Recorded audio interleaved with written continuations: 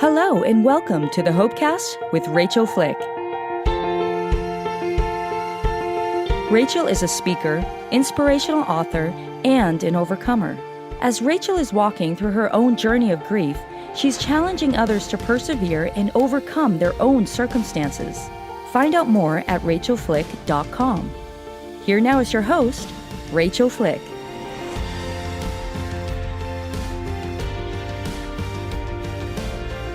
Hi friend, welcome back to this week's episode of the Hopecast.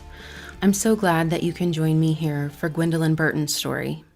After 3 miscarriages, an adult son who passed away from sudden unexpected death in epilepsy, Gwendolyn Burton is uniquely qualified to help others navigate their grief journey by discussing common challenges and misconceptions. She studied with grief expert David Kessler, founded Sisters in Solace, a support group for mothers of child loss, and is a certified grief educator. Gwendolyn enjoys physical fitness and lives in Aurora, Colorado with her husband, son, and 3 dogs. Gwendolyn, welcome. Thank you so much, Rachel. It's a pleasure. It's an honor to be with you today.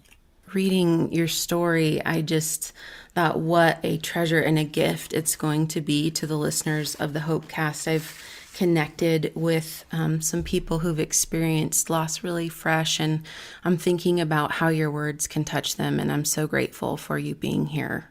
Thank you so much. It's always my intention and my heart to instill hope into the lives of those who are living with grief. I can see that, and I can see that you have a lot of experience with that. Where would you like to kind of bring us in on your story? Yeah, you mentioned in the bio some of the loss I've endured. Certainly, the 3 miscarriages were devastating to me and my husband. But when we became pregnant with we have 2 sons, and I say have because I believe that my 26-year-old son who transitioned in 2016, he's with us. He's with me because I carry him in my heart every day. And so I'll start there. As I said, the miscarriages were certainly devastating and took me into an area of grief that at that time, which was in the 80s, early to mid 1980s, there wasn't a lot of grief support for miscarriages. And Right. so I had to navigate those turbulent waters alone. And when we had our 2 sons, we were just elated, on top of the world, just excited. Thank you, God. We were just praising God for that. And so when my 26-year-old son, Christopher Miles, we called him Miles, I refer to him as Miles, when he transitioned in 2016, unexpectedly, my world was turned upside down, inside out. I experienced a level of grief, of pain that I did not know existed. And so that his transition led me on this new journey of grief. And so, yeah, we can pick up there. That's where the book came from. That's where the outreach to others came into fruition. But my grief journey over the years has, it's changed as our journeys do. But in 2016, I was changed. My life was changed forever. Yeah, it's a before and after moment, right? There's this line in Certainly. the sand, and you're never the same afterwards.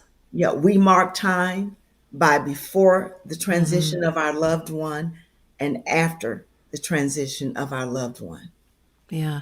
I love how you use the word transition, and I can see that language around grief is something that you're really passionate about. How did you land on that word? Transition is an easier word for me sometimes.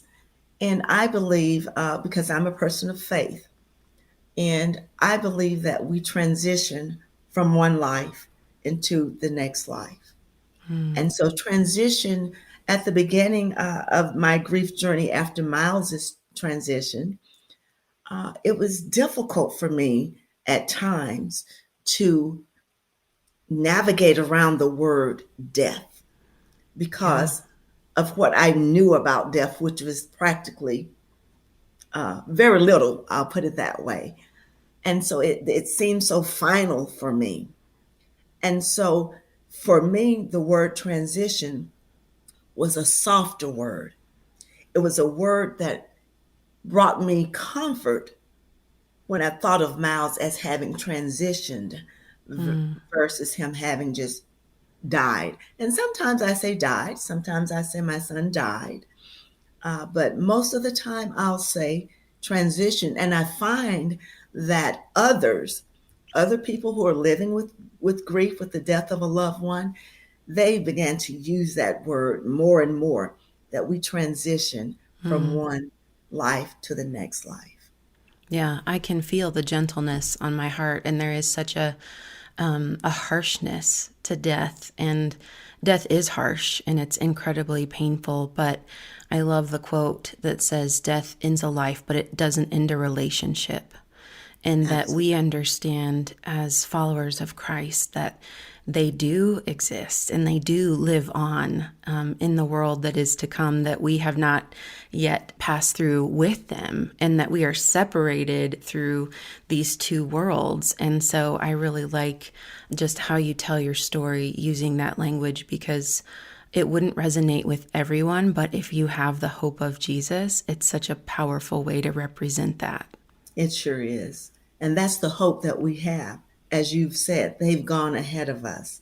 They've transitioned ahead of us. And we have that hope in our faith in Jesus Christ that we'll join them again. We too will transition to be with them. So it's a beautiful, for me and for so many others, it's a beautiful relationship when we think about the transition aspect of it, knowing that we'll meet them again, that they're there waiting. They're somewhere, they're in heaven. They're in a place waiting for us. So, Gwendolyn, tell me about that season that was pretty immediate around losing Miles, and how people carried you or didn't carry you in the intensity of grief, and then in the ongoing transition of the grief journey. I have to say that I had a good support system. My church family certainly embraced me. My family and friends embraced me. But there's a time in grief for many of us where we're alone. We are alone because our world has changed.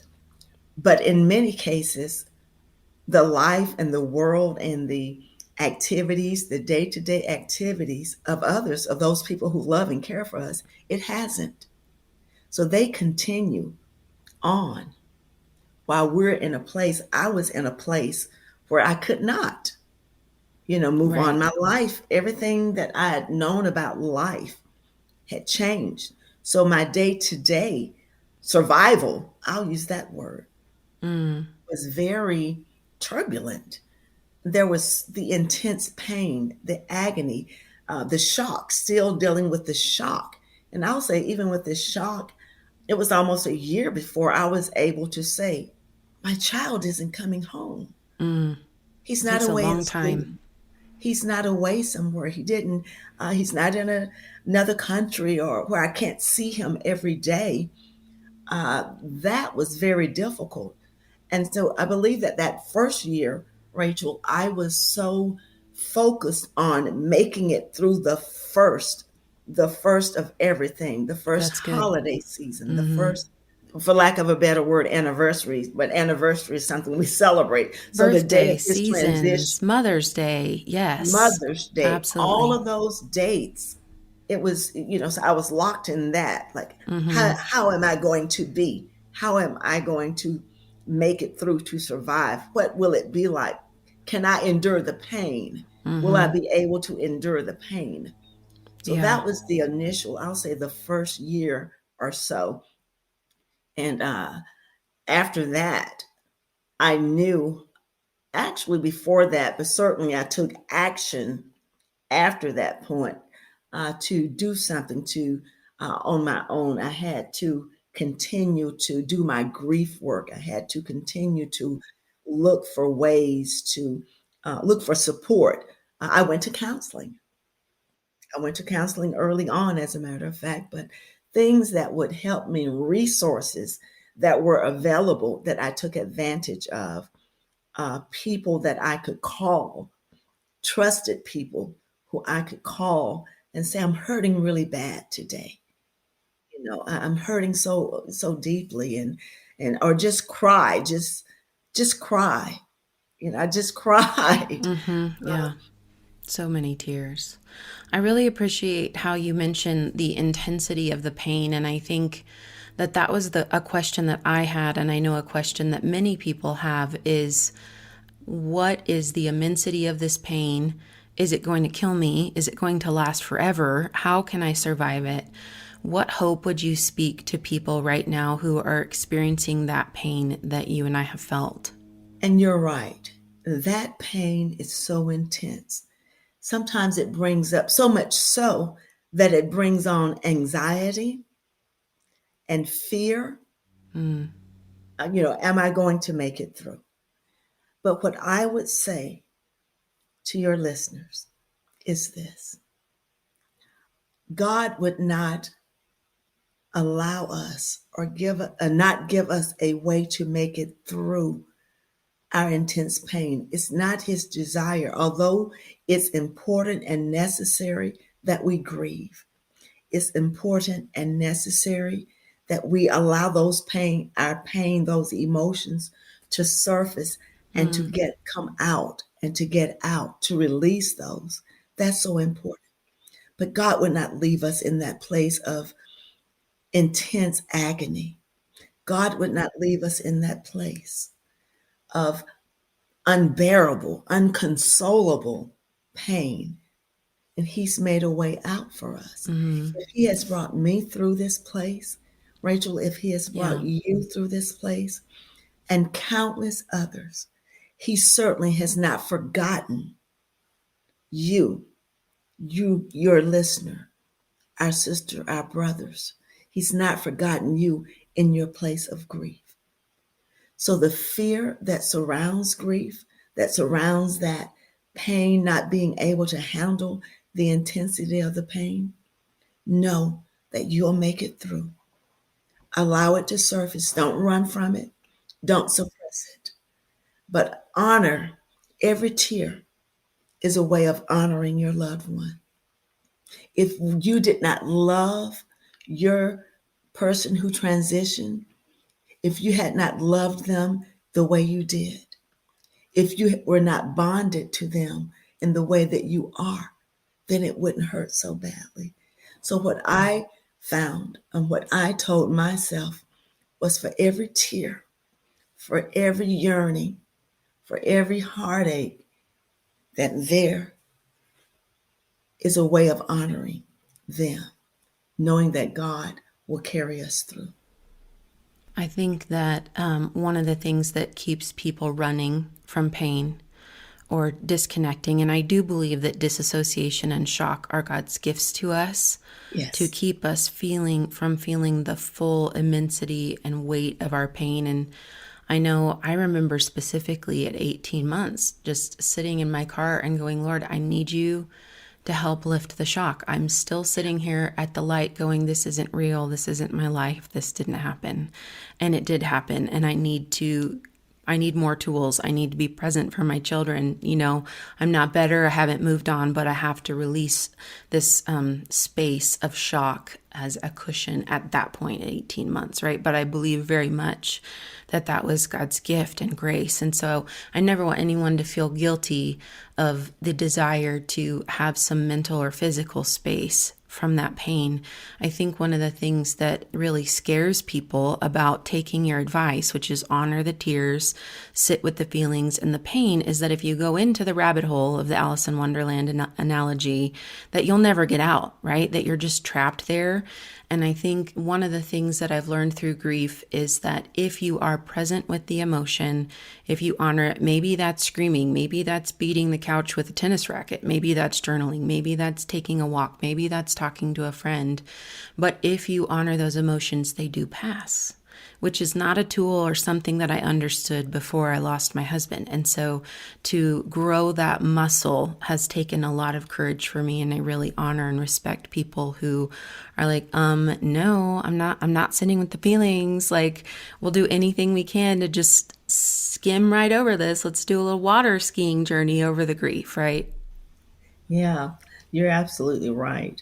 It is, I remember telling God and telling someone else that I was so, the pain of grief can be so intense that I felt that if I did not keep my connection, if I did not stay connected with my faith, with some of the things that I was doing to strengthen my faith. If I didn't go to church, if I, certainly there may be a day when you feel like, today I can't. Right. And that's okay. But for me, I felt that if I didn't keep that connection, that I would go into a hole. I felt that way. And I would go into darkness and never find my way out.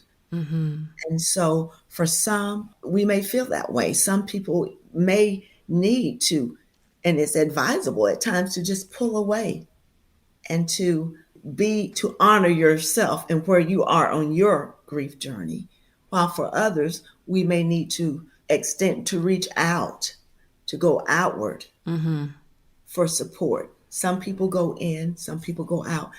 And it's hard to say that there's a balance, but there is a point that we should strive for, where we aren't too far in one direction or the other. I found that I had to be true to myself and what I needed, what I believed I needed at that time. Yeah. So one of the things that you talk about in your work, in your grief education, is for people supporting those who are in really intense emotional pain. And I know I advised a new widow friend to create a group text thread to some safe people and say, I need you to be a lifeline for me. And that for at least one of those people, and I experienced the same thing when I did this panicked that person who was perceived as a safe person, and they freaked out and thought that, there may be suicidal ideation or this, that really direct and healthy request for health and support was read as an extreme red flag, right, for that support person. So can you talk about how support people can help those with the tears and the intensity and allowing them to vent things that we normally wouldn't, except when we're in that immense pain? Rachel, you hit on a very, very critical point, which is one of the deepest fears that grieving people have, or greatest fears, and that keeps them from reaching out, is they're afraid of being misunderstood. They're afraid that if they reach out, if they say, I'm hurting, I need that support person, I need that lifeline, as it were, that it will be misinterpreted or they'll be misjudged in their actions. And so often that's why they keep those times of need, when they need someone to walk beside them. They need that shoulder to cry on. They just need someone to listen. Or if they're in trouble, they'll keep that to themselves. But to the support person, often a grieving person, if you show up for that person, just being there, being willing to listen to their heart and not judge them, to listen to their heart and not try and fix the situation, because really there's no way anyone can fix grief or fix the pain. We wish we could take it, but we can't. We can't take that pain away from them.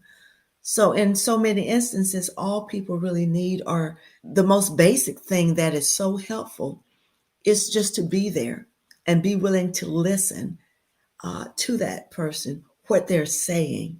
And if they aren't saying anything, or even if they are, just to sit with them, to let them know they have a safe place, because grief needs to be witnessed. We Yeah, need someone to see and to that's good. understand and to know this is what's going on. This is what's going on with me. This is what I'm feeling. These are the thoughts that I'm thinking. This is where I need help. This is where, I'm okay in this area, but can you help me here? Can you just come and go for a walk with me? Can you just hold my hand? Can you just let me cry on your shoulder? Can you cry with me?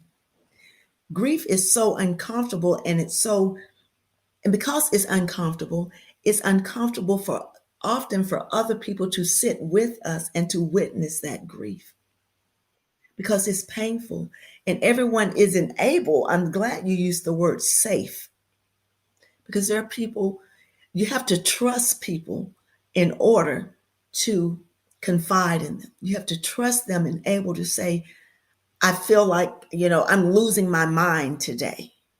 I feel like, I want to just scream, or whatever it is. We have to trust people in order to confide in them. And when we feel that we can't confide in them, then we turn inward in ways sometimes that's unhealthy, Can be destructive. that Yeah. can be destructive. Gwendolyn, will you talk with me about the power of empathy? Because I think one of the things that makes people so uncomfortable or panic in the face of a support text, or say really hurtful things like, God had a plan, or heaven needed another angel, or, all of those trite things that make us feel dismissed, or like, I don't care why God need another angel. I want him here in my life. Like I can just hear the Exactly. responses, right? But I think the core motivator for the person who is uncomfortable in that space is a sense of helplessness. And they feel the pain of helplessness. And that when we recognize the power, the true power of what you said, to sit with, to be present, to witness, to be available, that's empathy. And I would love for you to teach the listeners a little bit more about that. Yeah, empathy is so important. We're used to offering and extending sympathy in grief. That's the normal course of how we have been taught, what society teaches, and what we do. We extend sympathy, but beyond sympathy is that space of empathy. That space where we are willing to be uncomfortably comfortable with that grieving person. That place where we may not have necessarily gone through or experienced a loss, or loss at all in the way that that person is, but to be able to say, I'm here with you. May not necessarily know exactly what you're feeling, but I'm going to sit here and go through in this space with you.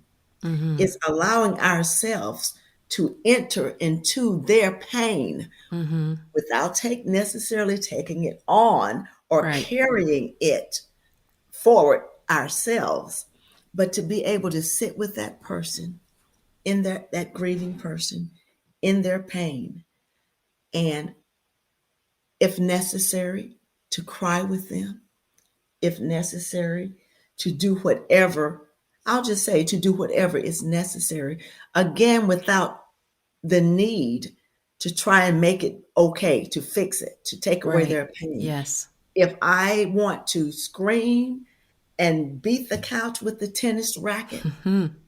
then that person who's empathizing with me will be able to endure that as Yeah. well without judging me. Mm-hmm.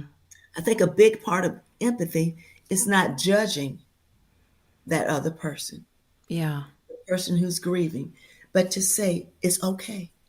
Yeah. It's okay. I'm here. And allowing that to be able to witness to that grief, to be able to support that grieving person in a way that they feel safe, in a way that we understand we try and understand their pain. Yeah.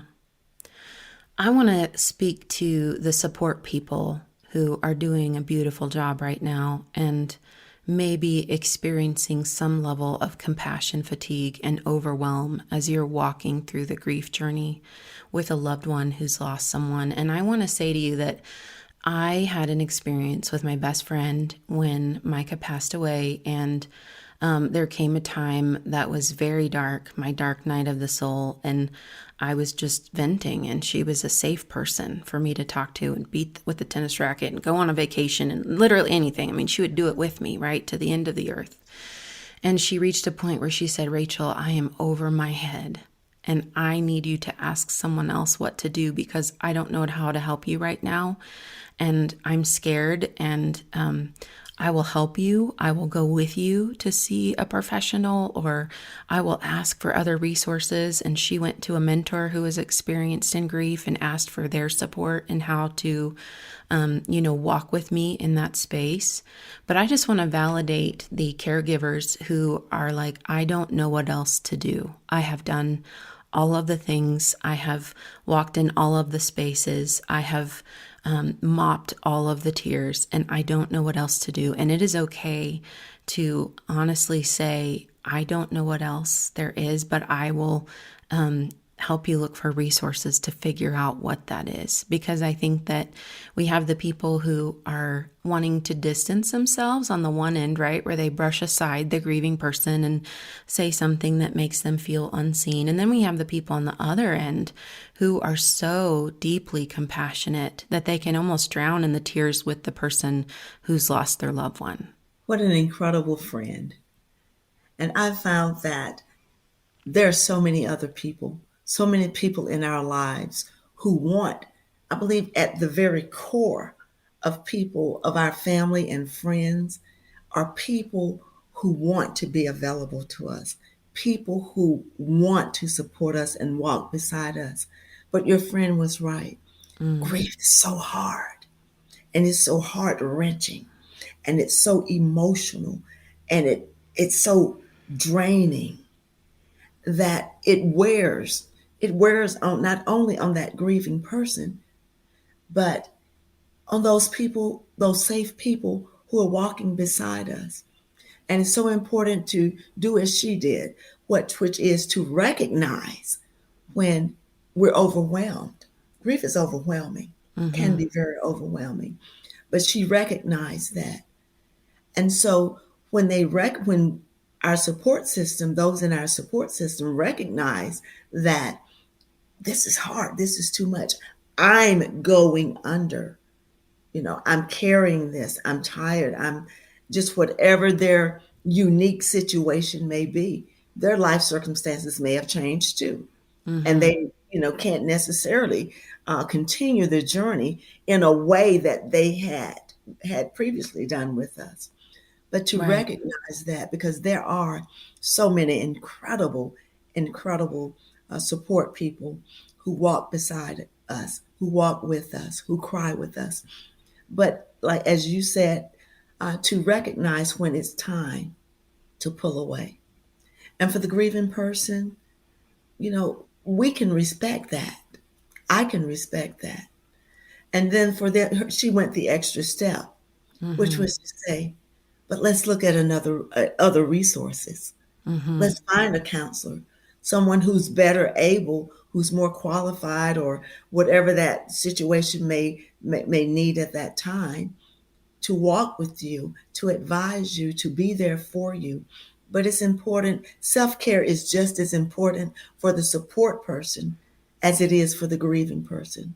Yes. And mentally, physically, emotionally, even spiritually, each of those areas, we have to be so cognizant to care for ourselves. And so just as the grieving person needs that, the support person needs to be aware that you need to take time for yourself, and it's hard.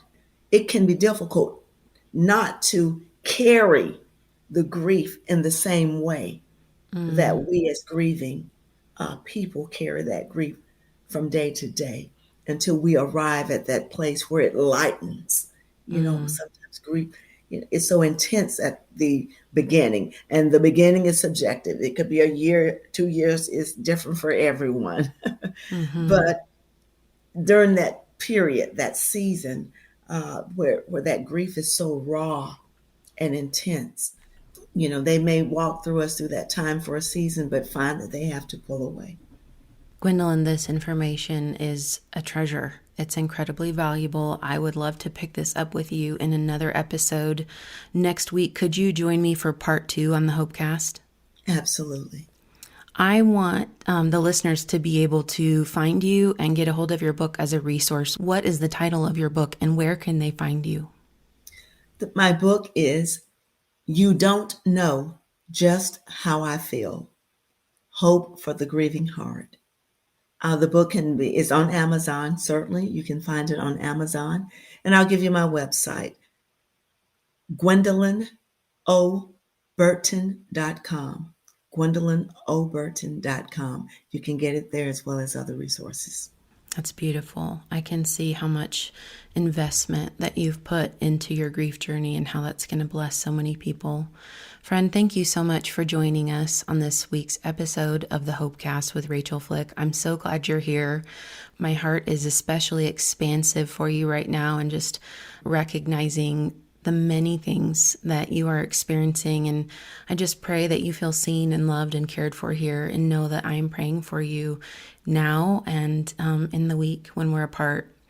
If you would rate, review, and subscribe to the Hopecast, that helps us push the message of hope to more people.